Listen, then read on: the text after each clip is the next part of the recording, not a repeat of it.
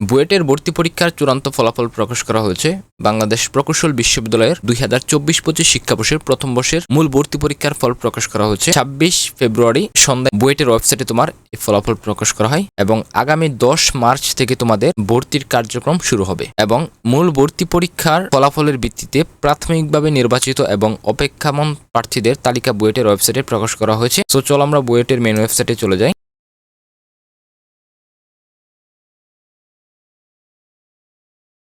এখান থেকে তোমরা এখানে চলে আসবা।